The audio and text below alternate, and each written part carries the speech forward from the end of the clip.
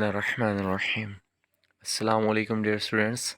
I am Tanveer Abbas and you are watching your own channel Tanveer's Gamizone.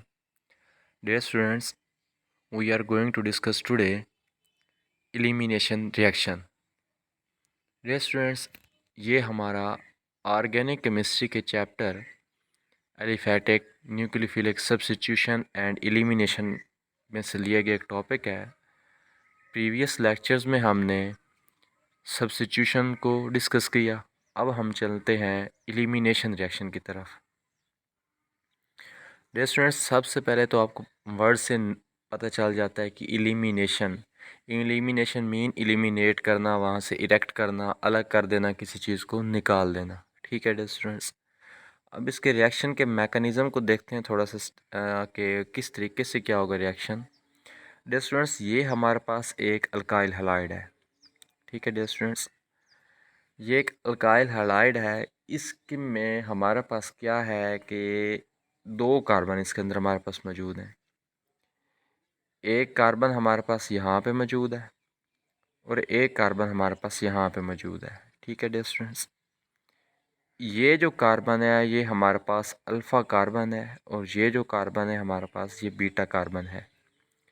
ये alpha carbon क्यों है? क्योंकि इसके साथ डायरेक्ट हैलोजन का इजाफा हुआ है, हैलोजन लगा हुआ है। ठीक है डियर स्टूडेंट्स, जिस कार्बन के साथ लीविंग ग्रुप होता है या कोई हैलोजन वगैरह या लगा होता है तो वो हमारे पास कौन सी होती है?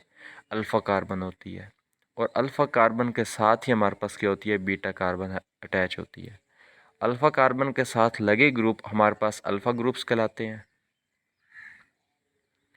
और बीटा कार्बन के साथ लगे हमारे पास ग्रुप बीटा बीटा ग्रुप्स कहलाते हैं। ठीक है डियर स्टूडेंट्स, अब ये अल्फ़ा हाइड्रोजन है तो इसके साथ लगे सारे ग्रुप हमारे पास क्या हैं? अल्फ़ा ग्रुप हैं। अब ये बीटा कार्बन है तो इसके साथ लगे सारे ग्रुप हमारे पास क्या हैं? बीटा है।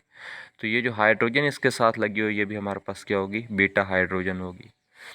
डियर स्टूडेंट्स, होता इसमें इस तरह के ऊपर से हमारे पास इस कंपाउंड के ऊपर एक बेस आएगी। ठीक है डियर स्टूडेंट्स, वो बेस इस पे अफेक्ट करेगी।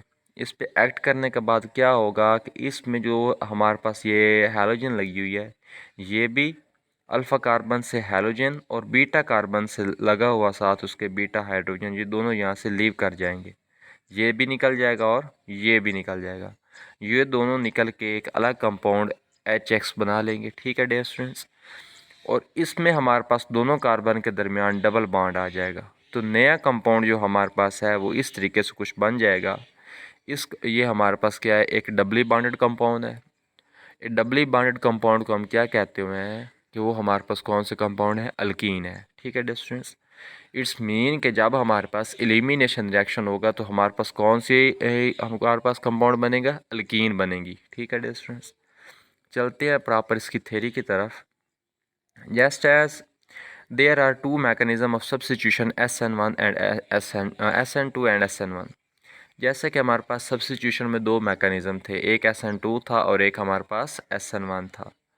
जैसे कि SN2 बाई मालिक्यूलर और SN1 unimolecular. There are two mechanism of elimination. Elimination के भी हमारे पास दो मैकेनिज़्म है, एक E2 और एक E1। जो E2 मैकेनिज़्म है इसको हम कहते हैं बाई मालिक्यूलर एलिमिनेशन और E1 को हम कहते हैं यूनिमालिकुलर elimination. The E2 and E1 mechanism differ in timing of bond cleavage and bond formation analogous to S1 and SN2 and S1 mechanism। Dear students, जो हमारे पास एलिमिनेशन रिएक्शन E1 और E2 हैं इनकी जो बॉन्ड क्लीवेज यानी कि जो bond की ब्रेकिंग है वो और बॉन्ड फार्मेशन, नया पहले वाला बॉन्ड ब्रेक होना है और नया बॉन्ड बनना है, इनका जो टाइम है उस टाइम वो वाला टाइम और SN2 और SN1 वाला टाइम, ये दोनों आपस में इनमें डिफरेंस है। यानी कि वो अलग उनका टाइम और होता है और ये और टाइम में होते हैं। यानी कि इनके परफॉर्म होने के लिए और अपना टाइम है और इनके परफॉर्म होने के लिए एक अपना टाइम है। यानी कि दोनों एक ही टाइम में यानी कि सेम टाइम में परफॉर्म नहीं होते, कुछ पहले बन जाते हैं और कुछ बाद में बनते हैं। E2 and SN2 reaction have some feature common in common। जो हमारे पास एलिमिनेशन रिएक्शन बाई मालिक्यूलर और जो हमारे पास SN2 रिएक्शन सब्स्टिट्यूशन का है, इन दोनों में कुछ फीचर कॉमन है। जैसे कि हमारे पास इसी तरीके से क्या है कि E1 और SN1 में भी कॉमन है। डियर स्टूडेंट्स, यहाँ पे एक बात आपने माइंड में रखनी है कि जब भी किसी भी अल्काइल हैलाइड पे हम रिएक्शन करवाते हैं, चाहे सब्स्टिट्यूशन करवाएं चाहे हम एलिमिनेशन करवाएं, बहुत ही इम्पॉर्टेंट बात है, माइंड में रखें कि जब भी किसी भी हम अल्काइल हैलाइड पे कोई बेस का या न्यूक्लियोफाइल का अटैक करवाएं, तो डियर स्टूडेंट्स वहाँ पे अगर हम एलिमिनेशन करवा रहे हैं तो जस्ट एलिमिनेशन नहीं होगी, वहाँ पे हमारे पास सब्स्टिट्यूशन भी होती है। अगर हम उसके ऊपर सब्स्टिट्यूशन करवा रहे हैं तो जस्ट सब्स्टिट्यूशन ही नहीं होगी, उसके साथ हमारे पास वहाँ पे क्या है, एलिमिनेशन भी होगी। वजह क्या है, इसमें होता क्या है कि जब हम सब्स्टिट्यूशन करवाएंगे तो हमारे पास मेजर प्रोडक्ट सब्स्टिट्यूशन का आएगा और माइनर प्रोडक्ट आगे एलिमिनेशन हुई होगी। लेकिन जब हम अगर एलिमिनेशन करवा रहे हैं तो उसमें मेजर प्रोडक्ट हमारे पास एलिमिनेशन का होगा और माइनर प्रोडक्ट हमारे पास सब्स्टिट्यूशन का होगा। यानी कि जब भी हम अल्काइल हैलाइड के ऊपर न्यूक्लियोफाइल का या किसी भी बेस का अटैक करवाएं तो हमारे पास बनते दोनों प्रोडक्ट हैं, एक मेजर होता है और एक माइनर होता है।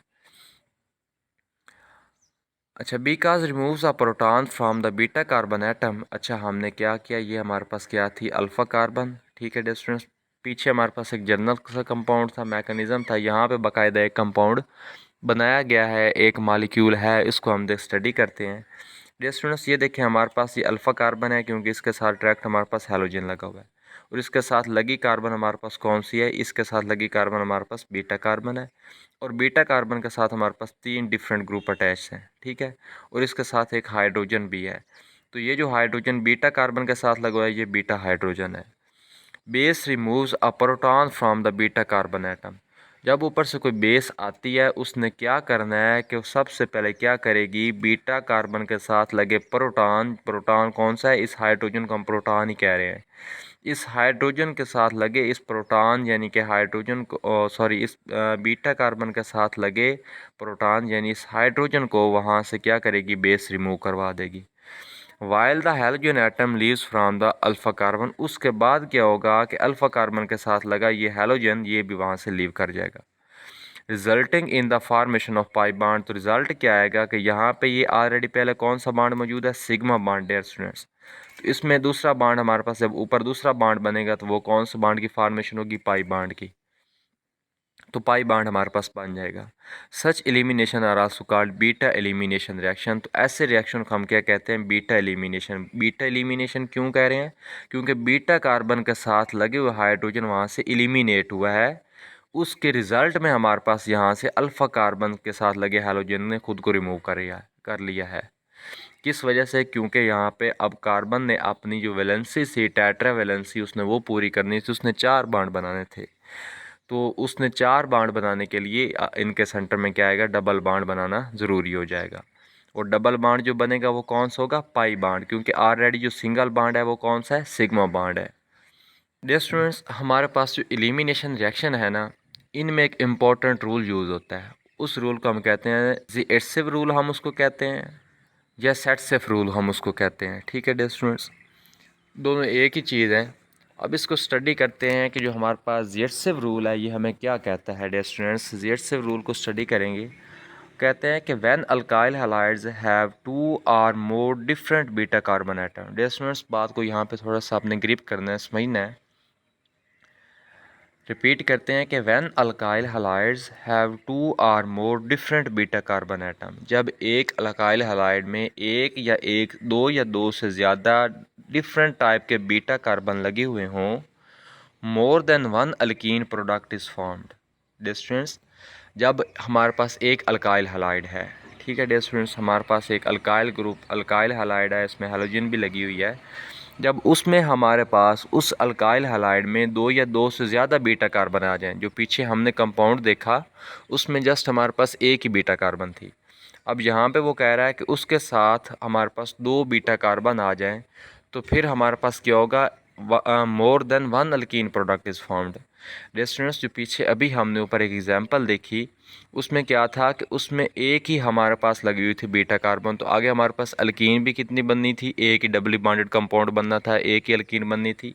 लेकिन अगर 2 या 2 से ज़्यादा बीटा कार्बन है, जितने बीटा कार्बन बढ़ते जाएंगे उतनी हमारे पास अल्कीन की फॉर्मेशन ज़्यादा होगी।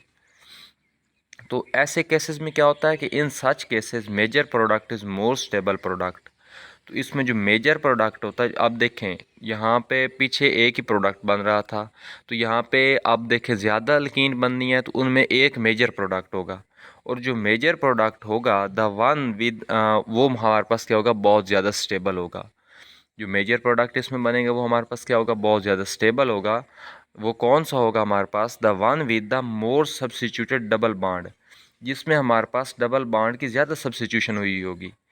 मेजर प्रोडक्ट वही होगा हमारे पास। बात को समझना है डियर स्टूडेंट्स।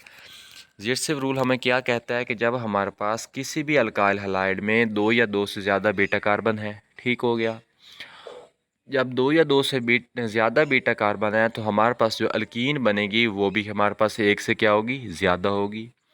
लेकिन उसमें क्या होगा कि जब वो ज़्यादा बनेगी, इट्स मीन कि ज़्यादा प्रोडक्ट बनेंगे अल्कीन के, लेकिन उनमें क्या होगा कि एक हमारे पास ज़्यादा स्टेबल होगा। और स्टेबल वो कौन सा हो सकता है, जिसमें हमारे पास ज़्यादा डबल बॉन्ड की सब्स्टिट्यूशन हुई है। यही फिनोमेना हमारे पास क्या कहलाता है, ज़िरसिव रूल कहता है। ज़िरसिव रूल यही कहता है, हमें क्या कहता है कि जब दो या दो से ज़्यादा, मैं दोबारा रिपीट कर रहा हूँ डियर स्टूडेंट्स, ज़िरसिव रूल हमें कहता है जब एक अल्काइल हैलाइड में दो या दो से ज़्यादा दो या दो से ज़्यादा बीटा कार्बन आ गए हैं, तो हमारे पास जो प्रोडक्ट बनेगा उसमें जो अल्कीन होगी वो एक से ज़्यादा होगी।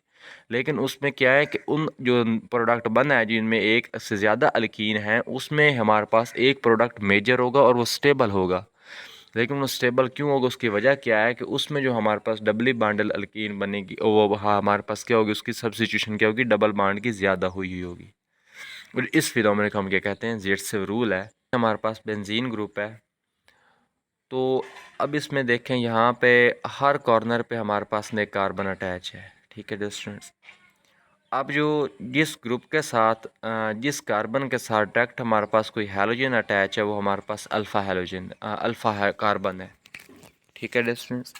जिस ग्रुप के साथ भी हमारे पास, जिस कार्बन के साथ भी हमारे पास कोई हैलोजन अटैच होगा वो हमारे पास कौन सी कार्बन होगी, अल्फ़ा कार्बन। तो डियर स्टूडेंट्स ये वाली कार्बन जो है ये अल्फ़ा कार्बन है। अब इस अल्फ़ा कार्बन के साथ देखें, एक ये भी कार्बन अटैच है और एक ये भी कार्बन अटैच है डायरेक्टली अल्फ़ा कार्बन के साथ हमारे पास कितनी, हमारे पास डियर स्टूडेंट्स कार्बन अटैच हैं दो। तो डियर स्टूडेंट्स इसमें क्या होगा कि ये जो कार्बन डायरेक्ट अटैच है ये भी बीटा कार्बन, और ये भी डायरेक्ट अटैच है ये भी हमारे पास क्या होगी, बीटा कार्बन होगी, ठीक है डियर स्टूडेंट्स। अब इन बीटा कार्बन के साथ लगे हाइड्रोजन बीटा हाइड्रोजन, और इस बीटा कार्बन के साथ लगे हाइड्रोजन हमारे पास क्या है, बीटा हाइड्रोजन। अब डियर स्टूडेंट्स ऊपर से हमारे पास ये बेस आई, इस बेस ने इसके ऊपर किया इफेक्ट। तो सबसे पहले तो हमारे पास क्या होगा कि यहाँ पे जो हमारे पास बीटा हाइड्रोजन है ये रिमूव करेगा, ठीक है डियर स्टूडेंट्स। बीटा हाइड्रोजन यहाँ से रिमूव कर जाएगा, पीछे हमारे पास एक ये सिंगल बॉन्ड रह गया, ठीक है डियर स्टूडेंट्स। उसके बाद क्या होना है, जब बीटा हाइड्रोजन ने रिमूव किया तो ये वाला हाइड्रोजन भी निकल जाएगा। ये हाइड्रोजन यहाँ से निकलेगा तो यहाँ पे हमारे पास है डबल बॉन्ड आ जाएगा। ये हमारे पास क्या हुआ, डबल बॉन्डेड एक कंपाउंड बन गया। ये भी हमारे पास एक अल्कीन बनेगी। अल्कीन कौन सी है, ट्राई सब्स्टिट्यूटेड अल्कीन बन गई है, ठीक है डियर स्टूडेंट्स। बाकी वाले ये दो बीटा कार्बन, ये भी बीटा कार्बन और ये तो वैसे ही रहेंगे। एक हमारे पास प्रोडक्ट ये बन सकता है और एक प्रोडक्ट हमारे पास ये बन सकता है जिसमें दोनों बॉन्ड ही हमारे पास क्या हो डियर स्टूडेंट्स, एक ही पोजीशन पे हों। तो डियर स्टूडेंट्स इसमें देखें कि सब्स्टिट्यूशन यानी कि सब्स्टिट्यूटेड कंपाउंड ज़्यादा कहाँ पे बना है, ये वाला सब्स्टिट्यूटेड कंपाउंड है ज़्यादा, क्योंकि इसमें डिफरेंट पोजीशन पे हमारे पास डबल बॉन्ड है। इसमें एक ही पोजीशन पे हमारे पास क्या है, डबल बॉन्ड है। जिसमें अल्टरनेट पोजीशन पे यानी कि डिफरेंट पोजीशन पे हमारे पास डबल बॉन्ड हो गया, वो हमारे पास ज़्यादा सब्स्टिट्यूटेड होता है और वही हमारे पास क्या है, मेजर प्रोडक्ट है। अच्छा, the Zirse product are the more substituted alkene product is more stable than the less substituted product। इसमें ये वाला जो हमारे पास प्रोडक्ट है ये ज़्यादा स्टेबल है इसकी निस्बत। The stability of the more substituted alkene is the result of number of different contributing factors including hyperconjugation। तो इसमें जो इसकी ज़्यादा हमारे पास है स्टेबिलिटी, वो किस चीज़ पे डिपेंड कर रही है डियर स्टूडेंट्स, जो डिफरेंट फैक्टर इस पे अफेक्ट कर रहे हैं, उन फैक्टर पे जो डिपेंड कर रहे हैं वो हमारे पास कौन से डिफरेंट फैक्टर्स हैं, जिसमें डियर स्टूडेंट्स हमारे पास इसमें एक हाइपर कॉन्जुगेशन भी आती है। हाइपर कॉन्जुगेशन की वजह से भी हमारे पास क्या है, ये ज़्यादा स्टेबल हो रहा है। Each alkyl group that can involve in hyperconjugation with the double bond stabilize it by approximately 6 kilocalorie per mole। अच्छा डिस्टेंस हमारे पास क्या होगा, जब भी हमारे पास कोई अल्काइल ग्रुप है जिसमें हाइपर कंजुगेशन होगी डबल बॉन्ड में, तो हमारे पास क्या होगा, वो स्टेबलाइज होगा। और स्टेबलाइज किस हद तक होगा कि वो पर मोल से उसकी कितनी अप्रोक्सीमेटली हमारे पास कैलोरी की वैल्यू होगी, कैलोरीफिक वैल्यू उसकी कितनी होगी, 6 किलो कैलोरी पर मोल होगी। जिस अच्छा डियर स्टूडेंट्स, अभी ना हमारे पास एक बात आई है हाइपर कॉन्जुगेशन की। तो हाइपर कॉन्जुगेशन देखते हैं कि हाइपर कॉन्जुगेशन हमारे पास क्या होती है। Hyperconjugation is the delocalisation of sigma electron और लोन पेयर ऑफ इलेक्ट्रॉन। इसमें क्या होगा, डीलोकलाइजेशन होगी, यानी कि एक जगह से वो मूव कर जाएंगे। हमारे पास क्या होगा, दूसरी कहीं जगह पे कैसे मूव करेंगे, क्या मूव करेगा, सिग्मा इलेक्ट्रॉन या फिर उसके lone pair of electron into nearby empty or partially filled p or pi orbital. उसके साथ हमारे पास क्या है, जो सिग्मा के साथ हमारे पास पाई आर्बिटल हैं, जो पी आर्बिटल हैं, उनमें मूव कर जाएंगे। It is caused by overlapping of sigma bonding orbital or an orbital containing a lower pair with the neighboring pi orbital or p orbital। होगा कहाँ पे कि जो हमारे पास सिग्मा बॉन्डिंग ऑर्बिटल हैं वो साथ वाले पाई ऑर्बिटल में उसके जो इलेक्ट्रॉन वगैरह वहाँ उसको शिफ्ट कर देंगे, उधर चले जाएंगे।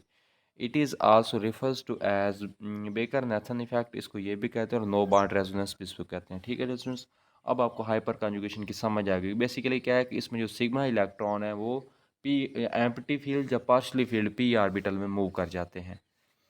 स्टूडेंट्स, ये देखें हमारे पास एक कंपाउंड है, ये कार्बोकैटाइन है बेसिकली। ठीक है स्टूडेंट्स, ये कंपाउंड है हमारे पास CH3CH2 पॉजिटिव, ये इस पे प्लस चार्ज होता है, हमारे पास कार्बोकैटाइन होता है प्लस चार्ज। ये शो कर रहा है कि इस कार्बन के हमारे पास जो पी ऑर्बिटल हैं वो एम्प्टी हैं। प्लस का साइन यही शो करता है कि यहाँ से इलेक्ट्रॉन गए हुए हैं, ये खाली है, यहाँ पे इलेक्ट्रॉन की जगह है। ठीक है स्टूडेंट्स, तो अब यहाँ पे हमें इलेक्ट्रॉन हमने फिल करने हैं।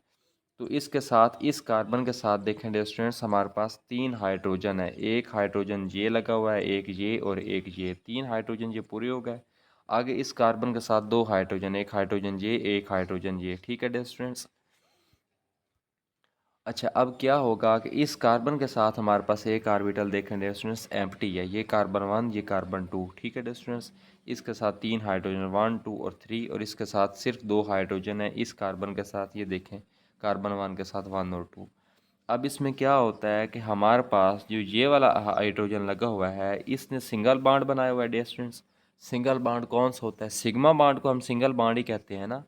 तो सिंगल बॉन्ड है, सिग्मा बॉन्ड है। तो सिग्मा बॉन्ड में बॉन्ड अब किस चीज़ से बनता है, इलेक्ट्रॉन से बनता है। तो सिग्मा बॉन्ड है तो उसमें जो इलेक्ट्रॉन होंगे वो भी कौन से होंगे, सिग्मा इलेक्ट्रॉन। ये वाले सिग्मा इलेक्ट्रॉन ये इधर चले आएंगे इस एम्प्टी ऑर्बिटल में। ठीक है डियर स्टूडेंट्स, जब ये इधर शिफ्ट होंगे ये हाइड्रोजन यहाँ से निकल जाएगा, तो इसके दरमियान हमारे पास डबल बॉन्ड आ जाएगा। और यही हमारे पास एलिमिनेशन भी होती है, और यही हमारे पास हाइपर कॉन्जुगेशन है डियर स्टूडेंट्स। अब एलिमिनेशन होती है तो अब देख लें यहाँ पे हाइपर कॉन्जुगेशन हुई है। इसी चीज़ को हम क्या कहते हैं, हाइपर कॉन्जुगेशन। और एलिमिनेशन में यही प्रोसेस होता है। आई होप किसकी आपको समझ आ गई होगी डियर स्टूडेंट्स। बाकी इंशाल्लाह हम नेक्स्ट वीडियो में बाकी एलिमिनेशन है इसके जो E1 या E2 हैं उसको डिस्कस करेंगे, उनके मैकेनिज़्म को डिस्कस करेंगे। आज हमने जस्ट इसके जनरल रिएक्शन को डिस्कस किया, इसका जनरल टॉपिक डिस्कस किया।